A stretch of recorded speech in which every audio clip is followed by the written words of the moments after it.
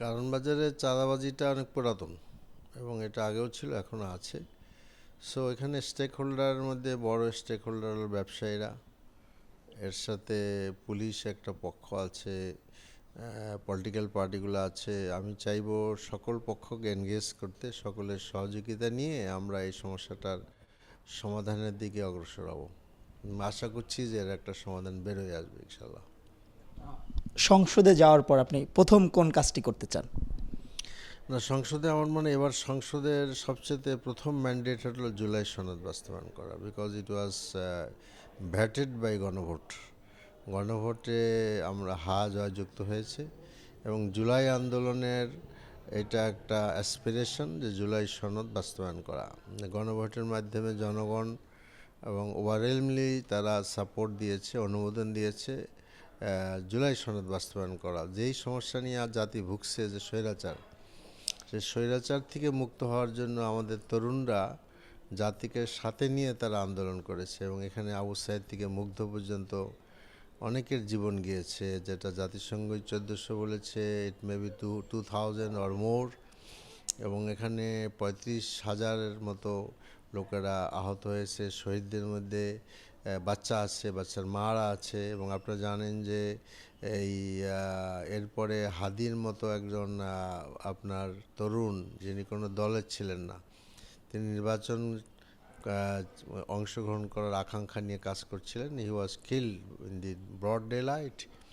So it is the, মানে যেটাকে বলা হয় জাতির তাকিয়ে থাকবে একটা বিষয়ের জন্য সবচেয়ে প্রথম, সেটা হলো জুলাই সনদ বাস্তবায়ন করার জন্য। আপনার এই যে সংসদে যাওয়া, এবারই তো আপনি প্রথমবারের মতো সংসদে যাচ্ছেন। এই সংসদে যাওয়ার পিছনে যারা ভূমিকা রেখেছে, অর্থাৎ আপনার যারা ভোটার এবং যারা আপনাকে ভোট দেয়নি, তাদের জন্য কি করতে চান? তো প্রথম কথা হলো যে আমি নির্বাচিত হওয়ার পর আমি মনে করি যে আমি শুধু আমাকে যারা ভোট দিয়েছে তাদের এমপি না, আমি এই এলাকার যারা সকল মানে ভোটারদের এমপি শুধু নই, এই এলাকার যারা আরও রেসিডেন্টস আছে, those who are not voter, আমি সকলেরই প্রতিনিধিত্ব করবো ইনশাআল্লাহ। এবং আমি মনে করি যে আমরা একটা সুস্থ সুন্দর পরিবেশ তৈরি করতে চাই এবং যারা এই আরও যারা অংশগ্রহণ করেছে নির্বাচনে তাদেরকে সাথে রাখতে চাই। ইতিমধ্যে আমি ওই যে আদার সাইফুল টু যারা আছেন, সাইফুল আলম নীরব, সাইফুল হক, দুজনের সাথে কথা বলেছি। দ্যাট শুড বি একটা কন্টিনেন্টাল পরিবেশ থাকতে হবে। আমাদের এই যে হানাহানি রেষারেষির যে রাজনীতি, যেটা আমরা এতকাল ধরে চলে আসছে, জুলাইয়ের অন্যতম দাবি হলো এই হানাহানির রাজনীতি থেকে বেরিয়ে আসা। আমি চাইবো যে আমরা এটা থেকে বেরিয়ে এসে ঢাকা 12কে একটা সুন্দর ঢাকা 12কে তৈরি করবো, সকলে মিলে তৈরি করব। এই ঢাকা 12কে নিয়ে আপনার আলাদা কোনো পরিকল্পনা আছে কিনা, যেগুলো এর আগে বাস্তবায়ন হয়নি? যেমন এই ঢাকা 12তে অনেক জায়গায় অনেকগুলো দোকানপাট বসে রাস্তার উপরে, চলাচলে অনেকের জন্য সমস্যা হয়। অনেকগুলো শিল্পাঞ্চল থাকার কারণে বিভিন্ন জায়গায় চলাচলের একটা সমস্যা তো রয়েছে। পাশাপাশি এখানে যারা কাজ করেন, কর্মজীবী মানুষ, তাদের বাসা ভাড়া পেতেও অনেক সময় অনেক ধরনের সমস্যা হয়ে থাকে। এই ধরনের সমস্যার সমাধানের জন্য কোনো পদক্ষেপ নেবেন কিনা? ঢাকা 12 এর ব্যাপারে আমরা পূর্বাহ্নেই 12 দফা কর্মসূচি ঘোষণা করেছিলাম। এদের টপে ছিল চাঁদাবাজি করা, এরপরে ছিল মাদক, এরপরে 4টা সমস্যা আছে: গ্যাস, পানি, সুয়ারেজ এবং জলাবদ্ধতা। এগুলো অ্যাড্রেস করতে হবে। আমাদের truck stand, Tejgaon stand very very old problem. This is also very important. Mohakhali bus stand also important. আপনি জানেন যে মাদক is one of the big problem, not only Dhaka 12, not only Dhaka city, all over the country. এটা দেখতে হবে। তারপরে এখানে আমাদের হাতিঝিলের যে একটা ওয়াটার এরিয়া করা হয়েছে, এটা এখনও নিরাপদ না। ঢাকা হাতিঝিলের পানি ভালো নয়। এখানে খেলার মাঠের সমস্যা আছে, যেমনটি আপনি বললেন যে হকারদের সমস্যা। এই হকারদের সমস্যাটা টু এ বিষয় আছে। অনেক হকার, আমি হকারদের সাথে কথা বলেছি, অনেক 40 বছর ধরে ব্যবসা করছে। পট করে উঠাই দিলে তো চলবে না, সমাধান বের করতে হবে। হকারদের অনেকের সাথে কথা বলে যেটা বুঝতে পেরেছি যে if there is any alternative, তাহলে তারা এখানে টাকা দিয়েই তাদের পজিশন কিনবে।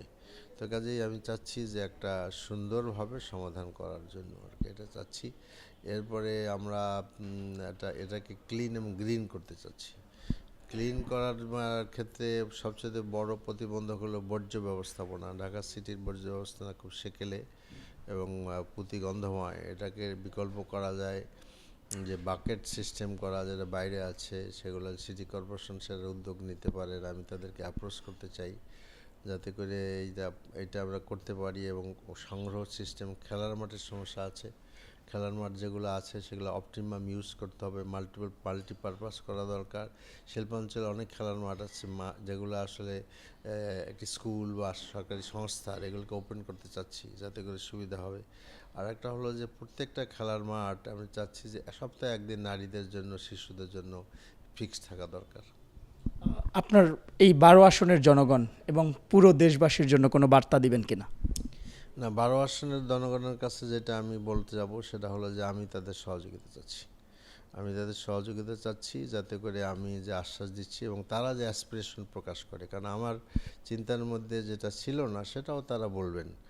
কাজেই জনগণ হলো সবচেয়ে বড় নিয়ামক শক্তি।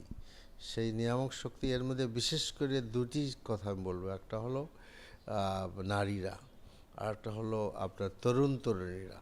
এদের আমি মনে করি আমি সহযোগিতা চাই, এবং তরুণদের যে চিন্তা, তাদের যে মেধা, এটা আমাদের সমস্যা সমাধানের ক্ষেত্রে সবচেয়ে বড় ভূমিকা পালন করবে ইনশাআল্লাহ। আপনাকে ধন্যবাদ। আপনাদেরকে অনেক অনেক ধন্যবাদ।